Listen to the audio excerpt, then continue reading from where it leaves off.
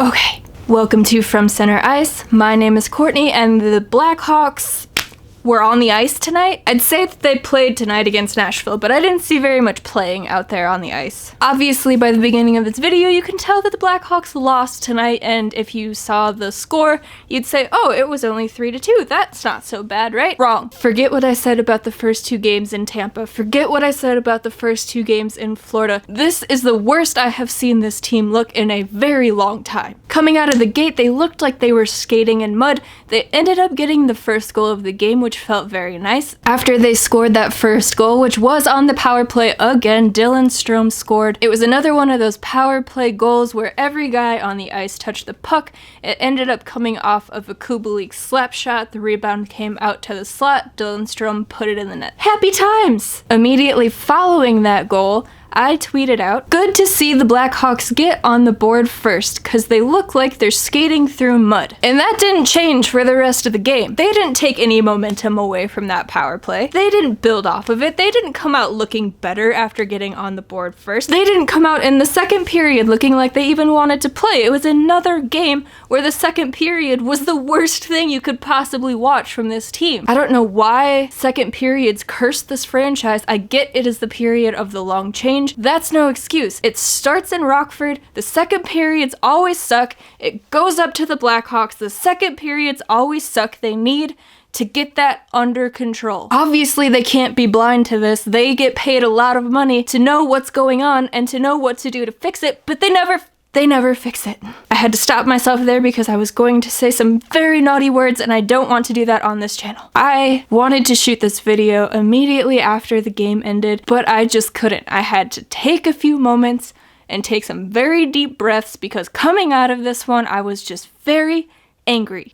Look, we all knew going into this season this was going to be a bad team. I've said it over and over again in all of the videos leading up to this game. That is nothing new. We knew they were going to be bad, but there is bad and then there is whatever we saw tonight against Nashville. When your top player making $10.5 million a season cannot be bothered to even attempt a shot on goal? Come on! Yes, players are allowed to have off games. They are allowed to have off stretches. They are not going to come out every single game and be at the top of their game. But when you are relied on to be a leader on this team, you have a letter on your chest, you make the most money on this roster with Taves being out, you are the guy now. You cannot take a night off that badly. Especially with how young and new this whole roster is. What does that show to the young guys? That you can just get your payday and then just cash it in? You don't have to do anything anymore? I know I'm being very negative and very cynical, but that's what happens after you watch an effort like we just did against the Nashville Predators. Now, normally, if you've watched these 3 questions videos before, or if you are new, I usually talk about the game that just occurred by going over the questions that I had for said game. This one is a bit different. See, I don't script out these videos, but the one thing that I do write down is the questions that I have for that game. You can see them right here. Well, for this game, the Blackhawks took those questions and just threw them away. I will read them in case you missed the last video. And you will see why. Most of it's not their fault, regardless. Question number 1. Can the Blackhawks take their strong play to Nashville against a better opponent? No, they can't! And don't give me that they were playing Detroit excuse. Did you watch Nashville for most of this game? Yeah, they got a ton of shots on net, but they look terrible too. They lost their last 2 games. They got absolutely spanked by Dallas. They were not coming into this game with any sort of confidence. The team that should have been coming into this game fired up is the Blackhawks. No, they did not take their good play into Nashville. Question number 2. Is the defensive pair of Ian Mitchell and Adam Boqvist one that we might see for a full game? Nope. Adam Boqvist and Alex DeBrincat are now on the COVID protocol list. That could either mean that they tested positive, they came in contact with somebody who tested positive, or that they went against the COVID guidelines set by the league and the Players Association. We don't really get to know that. All that they say is they are put on COVID protocol list, and these guys are out for about 2 weeks. So no, not anytime soon. We won't be seeing Mitchell and Boquist on a defensive pairing together. Question number 3. Will the second power play unit see more ice time? I wrote this question with the thought process that Dominik Kubalik was on the second power play unit, and he wasn't getting a whole lot of ice time because the first unit was always out there, but now Alex DeBrincat is on the protocol list, and so Kubalik is on the first unit. His slap shot led to the power play goal. Clearly, once DeBrincat comes back, Kubalik will probably get moved down, and that unit should see more ice time. Whether they do or not, who even knows at this point? I have a lot of questions about the coaching decisions going into this team, but that is just a whole nother rant in and of itself. And I am a fan of Jeremy Colleton. I'm not here to completely bash him, but every coach has their flaws. Every team has their flaws. This one sure does. So I won't get too into that right now. Maybe down the line. It is still a very young season. We'll see what happens. I just cannot get over how bad this game was. There were a couple of roster moves, of course, with DeBrincat and Boquist being out. Lucas Carlson came in on defense. Matthew Highmore came back in on the forward side. And in goal, instead of Kevin Lankinen, we had Malcolm Subban, who played a wonderful game. He stopped 35 of 38 shots, I want to say, and he's basically the only reason that we even got to overtime. So this one was definitely not on the goaltending, which is pretty much what you could say for most of the games so far that they have lost. Thankfully, Malcolm did get a point. He lost his first game in regulation, and before tonight, he had only gotten that one game. He looked a lot better. His rebounds were cleaner, and post-game, he said that that is something he has been working on, so that is a good thing to see. He was one positive to take out of tonight's game. I'm sure there will be more negativity in this video, so some other positives coming out of this one. Matthias Janmark scored another goal. He intercepted a Matt Duchene pass, got in on the breakaway, and Matthias Janmark, not Kelly Yarncroke, scored a breakaway goal. Going off of that, I do have another rant, actually. What is with the game announcers not knowing how to pronounce players' names, or not even knowing what their names are at all? Kelly Yarncroke doesn't play for the Blackhawks, and apparently he scored a breakaway goal for them tonight. I cannot tell you how much secondhand embarrassment that I had watching that play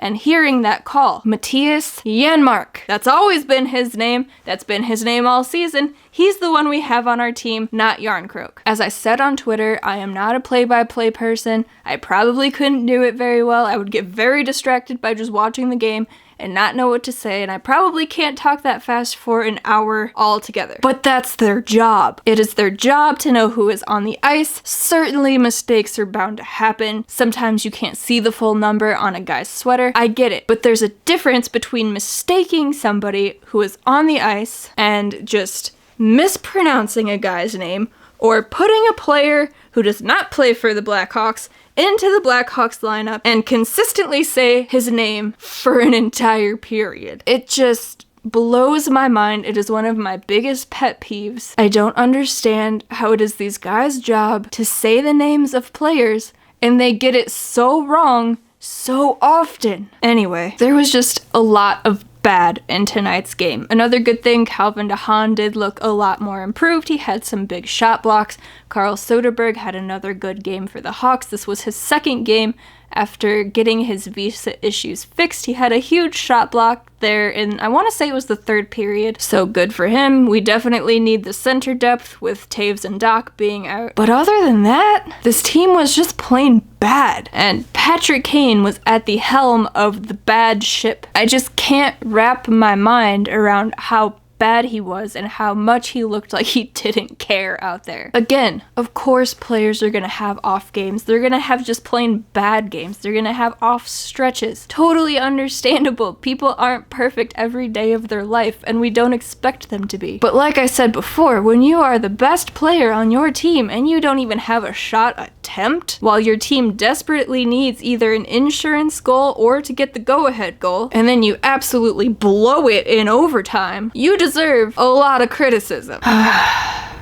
I need to take up meditation or something. This team is going to take years off of my life this season. I can't even talk about this last game anymore. Let's move on to the 3 questions that I have for tomorrow's game. We don't even get a day off. The next game is tomorrow. Question 1. What will the lineup changes be? This won't be answered by the play on the ice, of course. Maybe it will with some line changes, but I'm more talking about which guys are going to come in, because there are definitely some guys that are coming out. You can expect a goalie change on a back-to-back. I would expect to see Kevin Lankinen in net. Maybe they give it to Colin Delia. I really don't know at this point. Personally, I would like to see Lucas Walmart come back in. Maybe you take Highmore back out. Maybe David Kampf comes out. He didn't have a very good game today. I wouldn't be too bothered by seeing him sit for a game. All I know is something needs to change up for whatever we saw tonight, and the easiest way to try to provoke that is with a lineup change. So who's it gonna be? Question 2. Will Brandon Hagel see more ice time? So for anybody who doesn't watch the Ice Hogs, you've only seen from him what he's done so far this year, and I believe he got a game or two in last season. Clearly he is a hard worker. He wins board battles. You can find him at the front of the net trying to get a dirty goal or two. What we haven't really seen so far from him, in the NHL at least, is how he is able to beat guys to the outside rather easily. He has got some good wheels on him, and he's got a decent shot as well. He scored a lot of goals for the Ice Hogs by coming in wide into the zone, cutting toward the net, and just ripping it over the goaltender. If he is given a bigger role for the Hawks, I feel like he could probably do that a time or two. Maybe he doesn't score on them all, but he would get some more chances. And what do you have to lose at this point? This is a year for development. Play the young guys, see what they can do. I had assumed with Alex DeBrincat out of the lineup, maybe Hagel would get that shot on the first line. Jeremy Colleton certainly seemed happy with his game, but no, Matthias Janmark got that spot. Of course, he did get the goal. I wasn't upset with seeing him get a bigger role. I've been a fan of him this year, but I would like to see Hagel get a shot up there as well. And if not the first line, maybe the second line. He just really isn't able to use his talents as much down there on the fourth line, and I know the fourth line has been one of our best, so it doesn't make as much sense to break it up, but you could shift Hagel up the lineup and move Highmore back down into that fourth line role if you keep him in the lineup tomorrow. If not, well, then figure something else out. I'm not the coach. Question 3. Will Patrick Kane look like he cares? Question speaks for itself. There they are. Those are my 3 questions for tomorrow's game against the Nashville Predators. We can only hope that they come out looking better than they did today. That bar is set very low. It would be very hard to look worse than they did, and if they did look worse, I might explode. I fully expect them to come out looking better. They might not take the win. That doesn't matter as much as looking like they actually give a better effort than they did tonight. It's going to be a very long 2 days if they don't. How did you feel about this first game against Nashville? I would certainly love to know your thoughts, so please leave those in the comments for me. Who did you think was the best player of the game? Who did you think was the worst player of the game? I feel like people have a lot of different thoughts about this one. Do you have any hopes for the second game against Nashville? I would love to know those as well. Other than that, thank you so much for tuning in. If you want more from Center Ice, you can check out the description for the links to all of the social media pages, or you can head on over to FromCenterIce.com. Check out the latest podcast episodes, the latest articles that go up. I write previews before pretty much every game. I am also looking into the training camp roster for the Ice Hogs since that just started this week. That's been a lot of fun. I already put up the goaltenders, and the defense is going up, and the forwards are going up as well, so that is something to look forward to. They also have an incredibly young team, so it's going to be very interesting to see how their season plays out. Oh, and Scott Darling is with them again. So there's that. Anywho, I should probably turn this off and decompress from this game a little bit because we have to do it all over again tomorrow night. I hope you guys are able to have a good night, have a good day tomorrow before the Hawks game comes back on, and hopefully we all have a better night tomorrow. So with that being said, I'll catch you after the next one. Bye guys. Thank you all for watching. Please hit that subscribe button to catch more From Center Ice content. If you could, hit the like button on this video, maybe share it with a friend or two.